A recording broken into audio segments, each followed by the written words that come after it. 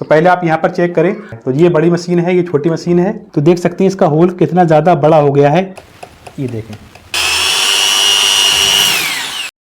तो ये देखें दोस्तों कितने अच्छे से इसमें होल हो गया है। तो अगर आपकी मशीन इस तरह का लच्छा दे रही है जैसा कि आप देख सकते हैं, या अगर आपकी मशीन बार बार धागा तोड़ रही है, या अगर इस तरह का टाँका आ रहा है, अगर आपकी मशीन इस तरह का दाना देती है, चाहे आपकी बड़ी मशीन हो चाहे आपकी छोटी मशीन हो, दोनों मशीनों के बारे में मैंने आपको सिर्फ एक ही वीडियो में समझा दिया है। तो देखें, सबसे पहले हम बात करते हैं, अगर आपकी मशीन नीचे की सिलाई खराब देती है, यानी कि अगर आपकी मशीन में नीचे से इस तरह का दाना आता है या लच्छा देती है या इस तरह का धागा ढीला आता है, तो आपने यहाँ पर सबसे पहले क्या चेक करना होगा। तो सबसे पहले हमने बड़ी मशीन के बारे में जानना है। दोस्तों आप इस वीडियो को एंड तक जरूर देखें, क्योंकि इस वीडियो के लास्ट में हमने जो आपको ट्रिक बताई है वो बहुत ही कमाल की ट्रिक है। तो दोस्तों जैसा कि आप देख सकते हैं, जो मशीन का जो ये वाला सिस्टम होता है, जो ये वाले पार्ट होते हैं, तो आपकी सिलाई में फिनिशिंग लाने के लिए इस पार्ट का बहुत बड़ा रोल होता है। अगर इस पार्ट में कमी होगी तो आपकी मशीन सिलाई सही नहीं देगी, आपकी मशीन सही नहीं चलेगी। ठीक है, तो आपने सबसे पहले यहाँ पर चेक करना है। अगर आपकी नीचे की सिलाई खराब आ रही है तो आपने यहाँ पर देखना होगा, इसका मतलब है कि यहाँ से धागा लूज है, धागा ढीला है, या फिर आपका धागा यहाँ से अटक कर आ रहा है, फंस कर आ रहा है, टाइट आ रहा है। तो आपने क्या करना है, सबसे पहले तो आपने इस तरह से पकड़ना है। ये जो बीच में दो प्लेटें दी गई है ना, आपने यहाँ इस तरह से इन प्लेटों को अलग करना है और बीच में यहाँ पर फूंक मारना है। उसके बाद आपने क्या करना है, इस वाले स्क्रू को इस तरह से घुमाना है, यानी कि धागे को टाइट करना है, क्योंकि यहाँ पर जब धागा लूज होता है तो ही आपकी मशीन नीचे की सिलाई खराब देती है। तो आपने यहाँ पर इतना टाइट कर देना है कि धागा ज़्यादा लूज भी नहीं होना चाहिए और धागा ज़्यादा टाइट भी नहीं होना चाहिए। उसके बाद अब हम आते हैं छोटी मशीन पर। तो देखिए, छोटी मशीन में इसका सिस्टम कुछ इस तरह का दिया गया है। तो यहाँ भी प्लेटें दी गई हैं। तो आपने क्या करना है, यहाँ भी इस तरह से गैप बनाना है और बीच में फूंक मारना है, और यहाँ भी आपने 2 बूंद ऑयल डाल देना है, यानी कि तेल डाल देना है बीच में। और इसी तरह से आपने इस वाली मशीन की प्लेटों के बीच में तेल डाल देना है। उसके बाद आपने क्या करना होगा, जो ये वाला स्क्रू है ना, इसको आपने घुमाकर धागे को थोड़ा टाइट कर देना है। इस धागा ज़्यादा लूज तो नहीं है, ज़्यादा टाइट तो नहीं है। अब देखिए, ये सेटिंग करने के बाद अब मैं आपको यहाँ पर एक बात और बता देता हूँ। जैसे कि अम्ब्रेला मशीन होती है, यहाँ पर एक स्प्रिंग दिया गया होता है। तो कई बार क्या होता है, इस स्प्रिंग से धागा इधर को साइड को निकल जाता है, कभी इधर को निकल जाता है। तो आपने इसके लिए क्या करना है, स्प्रिंग को पकड़ना है और स्प्रिंग को इस तरह से दबाएंगे। ये देखें, ये वाला गैप होता है ना, आपने इस तरह से दबा देना है। इससे क्या होगा, आपका धागा बार बार निकलेगा भी नहीं। तो ये सेटिंग करने के बाद अब नीचे की सिलाई सही हो चुकी है। अब बात करते हैं, अगर आपकी सिलाई मशीन ऊपर का टाँका खराब देती है, ऊपर से धागा ढीला आता है या दाना आता है कुछ इस तरह का, तो आपने क्या करना होगा, तो आपने दोनों मशीन की बॉबिन केस को बाहर निकालना है। तो ये बड़ी मशीन है, ये छोटी मशीन है। इस तरह से पत्ती पकड़ेंगे और हमने निकाल देना है। ये देखें, इस तरह से हमने दोनों बॉबिन केस बाहर निकाल दिए हैं। तो सबसे पहले हमने बड़ी मशीन की बॉबिन चेक करना है। तो अगर आपकी ऊपर की सिलाई खराब आती है तो हमने यहाँ पर देखना होगा, इस तरह से ये जो पत्ती दी गई है ना, आपने क्या करना है, पेचकस की मदद से इस पत्ती को इस तरह से उठाना है ऊपर को, और बीच में जब गैप बन जाएगा तो आपने यहाँ भी फूंक मारना है। इससे क्या होगा, फूंक मारने से कचरा वगैरह साफ हो जाता है, कोई भी धागा वगैरह फंसा निकल जाएगा, क्योंकि कई बार धागा फंसने की वजह से भी आपका धागा लूज होता है। उसके बाद फिर भी अगर आपका धागा लूज है तो आपने क्या करना है, देखिए ये वाला स्क्रू है ना, इस स्क्रू को आपने टाइट कर देना है यहाँ से। अगर आपके पास पेचकस बड़ा है तो आपने ये वाली प्लेट लेना है, जैसा कि आप देख सकते हैं। आपने इस प्लेट की मदद से भी स्क्रू टाइट कर देना है। स्क्रू टाइट करने से क्या होता है, आपका धागा टाइट हो जाएगा।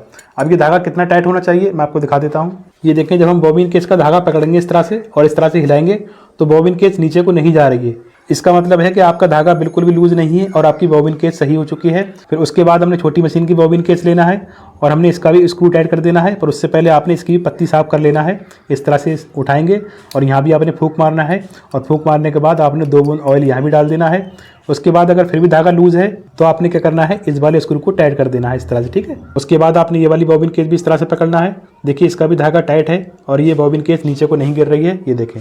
उसके बाद आपने यहाँ पर एक चीज़ और चेक कर लेना है। तो अब आपने यहाँ पर आना है और आपने ऊपर वाले धागे को इस तरह से पकड़ना है और बॉबिन केस का धागा भी इस तरह से पकड़ना है। ठीक है, तो अब आपने यहाँ पर ये पता लगाना होगा, ये चेक करना है कि जितना टाइट बॉबिन केस का धागा है उतना ही टाइट ये वाला धागा होना चाहिए। ऐसा नहीं होना चाहिए कि ये वाला लूज है ये टाइट है, या ये लूज है या ये टाइट है। दोनों धागे सेम बराबर टाइट होने चाहिए। इससे क्या होगा, आपकी सिलाई बिल्कुल फिनिशिंग के साथ में आएगी। और इसी तरह से आपने छोटी मशीन का धागा भी चेक कर लेना है। बॉबिन केस का धागा और ऊपर का धागा सेम बराबर होने चाहिए, लूज टाइट नहीं होना चाहिए। अब आते हैं मेन और इम्पोर्टेंट टॉपिक पर। तो मान लीजिए आपने ये सारी सेटिंग कर दी है, फिर भी आपकी मशीन सही नहीं चल रही है और इस तरह से धागा ढीला आ रहा है, या फिर इस तरह से दाना दे रही है, या फिर इस तरह की सिलाइयाँ आ रही हैं, ढीली सिलाइयाँ आ रही हैं।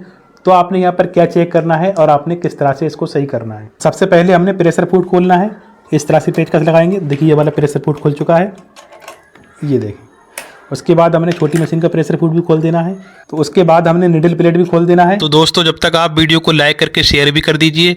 अगर आप हमारे चैनल पर पहली बार आए हैं तो सब्सक्राइब भी कर लीजिए। अब देखें ये रही इसकी निडल प्लेट, ये देखें। तो अब आपने यहाँ पर ध्यान देना होगा, इसमें ये जो होल है तो देख सकते हैं इसका होल कितना ज़्यादा बड़ा हो गया है। मैं आपको पास से दिखाना चाहूँगा, ये देखें। और जो न्यू निडल प्लेट होती है उसका होल बहुत ही छोटा होता है। आप उल्टी साइड से भी, अंदर वाली साइड से भी देख सकते हैं, ये देखें।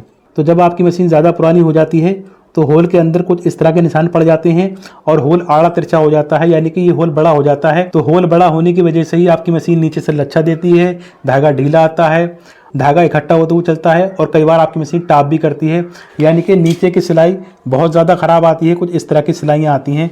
तो अब हमने इस निडल प्लेट को चेंज करना है, बदलना है, क्योंकि ये निडल प्लेट तो ख़राब हो चुकी है, इसका होल बहुत ज़्यादा बड़ा हो गया है। तो अब देखें हमारे पास ये न्यू निडल प्लेट है, ये देखें।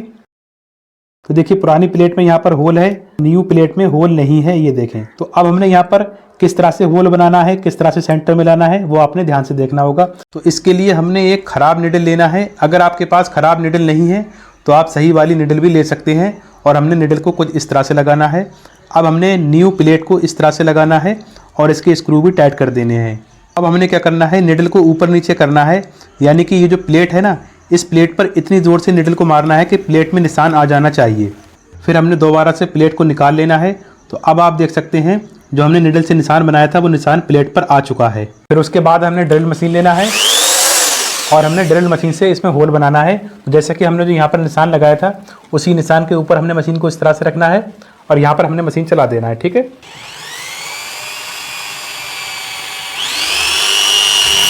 ये देखें दोस्तों, तो देखिए निडल को मैं इस तरह से डालूंगा, ये देखें इस तरह, ये बहुत अच्छे से होल हो चुका है। तो अब आप इधर से भी देख सकते हैं। अब देखिए हमारी जो ओल्ड प्लेट है आप उसका होल देख सकते हैं, कितना हैवी होल है, कितना बड़ा होल है। हम उसको दोबारा से लगा देते हैं, हमने इस तरह से रखना है, तो स्क्रू भी लगा देना है। तो अभी हमने इसके स्क्रू फुल टाइट नहीं किए हैं, तो आप देख सकते हैं कितने अच्छे से इसका होल हो चुका है। तो आप देख सकते हैं इसका होल निडल के बिल्कुल सेंटर में है। Thanks for watching this video.